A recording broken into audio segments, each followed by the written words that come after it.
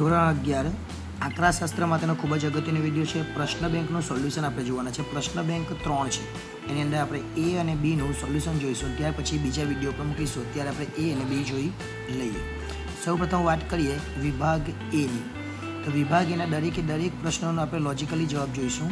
તો સૌપ્રથમ નીચેના પૈકી કયું સૂત્ર વિસ્તારાંકનું છે? જો વિસ્તાર પૂછે તો પહેલું, પરંતુ વિસ્તારાંક પૂછે તો ઉપર માઇનસ અને નીચે પ્લસ, XH માઇનસ XL અને XH પ્લસ XL. આપણે આ ધ્યાન રાખીશું. ત્યાર પછી વિભાગ એની અંદર બીજો પ્રશ્ન છે. 10 વિદ્યાર્થીઓના વજન આપણને આપેલા છે. આપણે વિસ્તાર શોધવાનો છે. વિસ્તાર એટલે સૌથી મોટું અવલોકન, એમાંથી સૌથી નાનું બાદ કરવાનું. સૌથી મોટું 71 અને સૌથી નાનું 47. એટલે 71 માઇનસ 47 આપણે આ સૂત્ર જે છે હાઈએસ્ટ અને લોએસ્ટ એ કરવાનું. એટલે જવાબ આવશે આપણો 24. એટલે આપણો જે વિભાગ આ જે છે એને બીજાનો જવાબ આવશે 24. ત્યાર પછી ત્રીજો પ્રશ્ન કંઈક આ પ્રમાણે છે. નીચેના પૈકી કયું પ્રસારમાનનું નિરપેક્ષ માપ છે? આ જે છે બધા એ નિરપેક્ષ માપ નથી. ચતુર્થક વિચલન એ નિરપેક્ષ કહેવાય. વિચલનાંક છે. જો બધામાં વિચલનાંકના વિસ્તારાંક છે, એટલે આપણો જવાબ આવશે નિરપેક્ષ માપમાં વિસ્તાર. જો ચતુર્થક વિચલન હોય તો એ જવાબ આવે.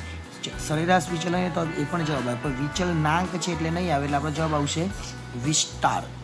ત્યાર પછી ચોથો, માહિતીના માત્ર 2 જ અવલોકનો પર પ્રસારનું કયું માપ આધારિત છે? ફક્ત 2 અવલોકનો પર આધારિત એટલે વિસ્તાર. એટલે સૌથી મોટી વેલ્યુ અને સૌથી નાની વેલ્યુ, આ 2 જ અવલોકનો પર કોનો આધાર હોય?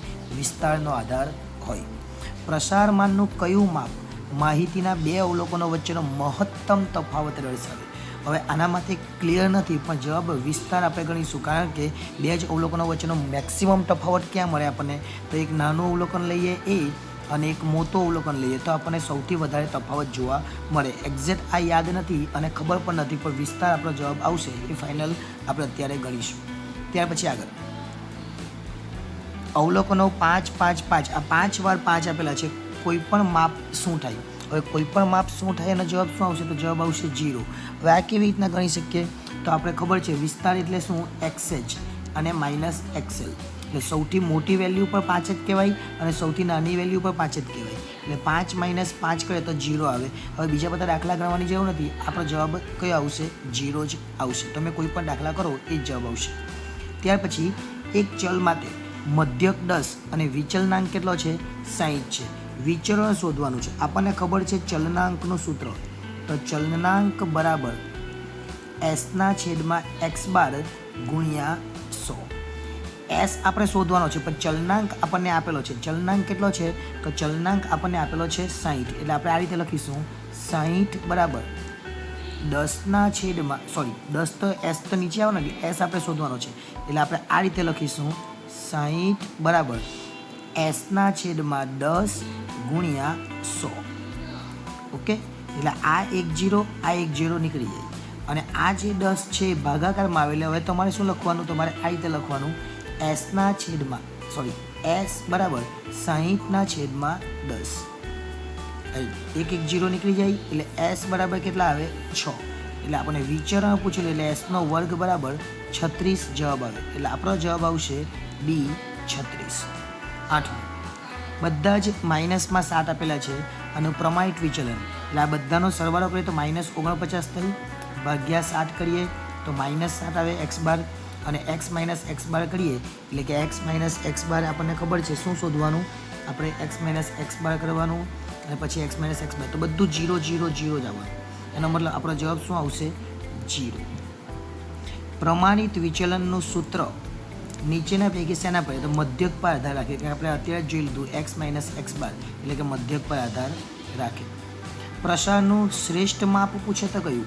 તો શ્રેષ્ઠ માપ પૂછે અથવા આદર્શ માપ પૂછે તો પ્રમાણિત વિચલન એનો જવાબ આવે. હવે બીની વાત કરીએ તો બીની અંદર ખાસ ધ્યાન રાખજો. હું જવાબો બોલીશ, તમારે ખાસ ધ્યાન રાખવાનું.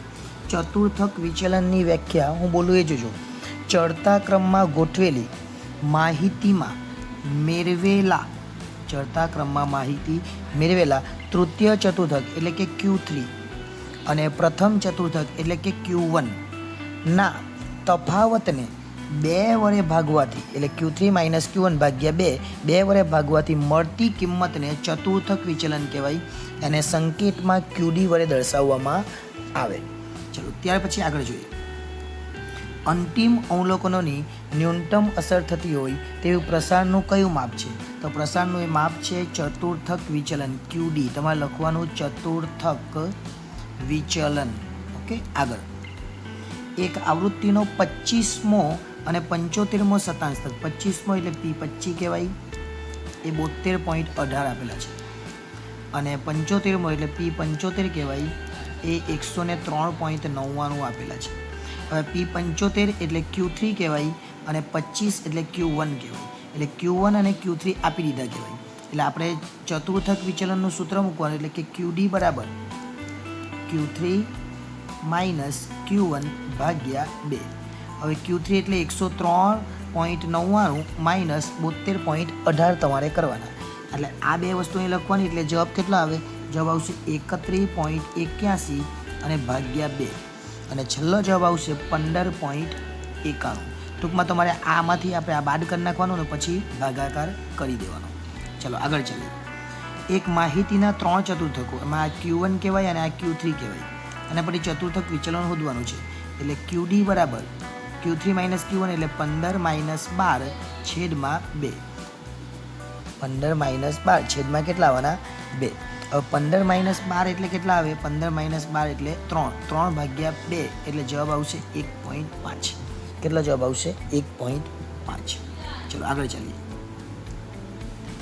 પ્રસારના કયા માપની ગણતરીમાં બધા અવલોકનોનો ઉપયોગ થતો નથી? ફક્ત અને ફક્ત સૌથી મોટો અવલોકનનો ઉપયોગ થાય અને સૌથી નાનો અવલોકનનો ઉપયોગ થાય. એટલે એનો જવાબ આવશે વિસ્તાર. આગળ, પ્રસારના કયા માપની ગણતરી? તો આવી ગયું. પ્રસારના કયા માપમાં અવલોકનો અને તેના મધ્યકના તફાવતના માનાંક લેવામાં આવે? શેમાં માનાંક લેવામાં આવે? તો માનાંકવાળો આપણને દાખલો ખબર છે. એટલે માનાંક એ સરેરાશ વિચલનની અંદર લેવામાં આવે છે. એની અંદર સરેરાશ વિચલન, એટલે આપણે આવું લખીએ x માઇનસ x બાર અને માનાંકમાં લખીએ છીએ દાખલા ગણીએ ત્યારે. આગળ 7મો પોઈન્ટ, -1, 0 અને 4 અવલોકનો પરથી સરેરાશ વિચલન આપણે શોધવાનું છે. એટલે આપણને x આપેલો છે, -1, 0 અને 4 આવું લખી દેવાનું. આ બધાનો સરવાળો કરવાનો. આ દરેકનો સરવાળો કરે એટલે 4માંથી 1 જાય તો 3 આવે, એટલે સિગ્મા x બરાબર 3. એટલે x બાર બરાબર આવે સિગ્મા xના છેદમાં n, એટલે કે 3ના છેદમાં 3 એવું કહેવાય. એટલે x બાર કેટલો આવ્યો? 1 આવ્યો. હવે તમારે પાછું શું કરવું? પેલું કોષ્ટક તો છે જ, જોજો. હવે કોષ્ટકની બાજુમાં કરવાનું x માઇનસ x બાર. અહીંયા x હતું -1, 0 અને 4. x બાર કેટલો આવ્યો? 1. તો -1માંથી 1 જાય ને આ માનાંકમાં છે, તો 1માંથી 1 જાય એટલે -2 આવે, પણ માનાંકની છે એટલે 2 આવે. 0માંથી 1 જાય, 0માંથી 1 જાય -1 આવે, પણ માનાંક છે એટલે પ્લસ થઈ જાય. 4માંથી 1 જાય તો 3 આવે, એટલે 3ના 3 જાય. આ બધાનો સરવાળો કરી દેવાનો. આ બધાનો સરવાળો થાય કેટલો? 2 ને 1, 3 ને 1, 6. આ 6 થાય. હવે સૂત્ર મૂકવાનું. સરેરાશ વિચલનનું સૂત્ર શું આવે? તો MD બરાબર સિગ્મા માનાંકમાં x માઇનસ x બાર, આ x માઇનસ x બાર અને છેદમાં n. x માઇનસ x બાર આપણે 6 આવ્યો અને n કેટલા છે? તો n 3 છે.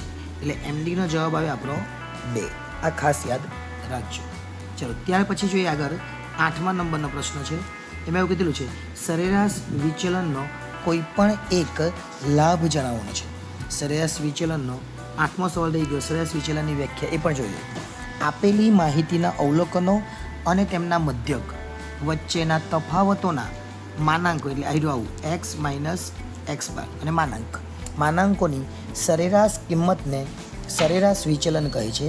તેને સંકેતમાં MD વડે દર્શાવવામાં આવે, એટલે કે મીન ડિવિએશન.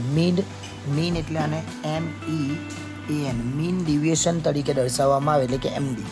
ચલો ત્યાર પછીનો 9મો પ્રશ્ન છે. સરેરાશ વિચલનનો કોઈ પણ એક લાભ, હું 2 લાભ કહું છું, તમારે કોઈ પણ એક લાભ લખવાનો. તેની વ્યાખ્યા સ્પષ્ટ છે. પહેલો લાભ એનો શું છે? તેની વ્યાખ્યા સ્પષ્ટ છે. બીજો લાભ, તેની ગણતરીમાં માહિતીના તમામ અવલોકનો, માહિતીના જેટલા પણ અવલોકનો છે એ તમામ અવલોકનોનો ઉપયોગ થાય છે. આ બંને એના લાભ છે. ત્યાર પછી આપણને એવું કીધેલું છે સરેરાશ વિચલનનો કોઈ પણ એક ગેરલાભ, આપણે એક જ લખવાનો છે. તો 1 લખવા માટે ખુલ્લા છેડાવાળા આવૃત્તિ વિતરણ માટે તે ગણી શકાતું નથી. જો ખુલ્લા છેડાવાળું આવૃત્તિ વિતરણ હોય તો આપણે સરેરાશ વિચલન ગણી શકતા નથી.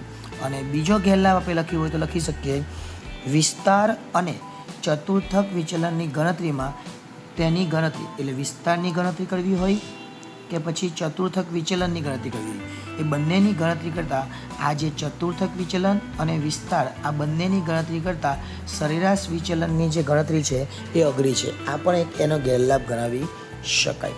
એટલે અહીંયા આપણે વિભાગ એ અને બી એ આપણે પૂરું કર્યું, વિભાગ એ અને બી. હવે નેક્સ્ટ ટાઈમ જ્યારે મળીશું ત્યારે વિભાગ સી, ડી અને ઈ આ બધા જ જે વિભાગો છે એના સોલ્યુશન તમને ધીમે ધીમે મળી જશે. આભાર.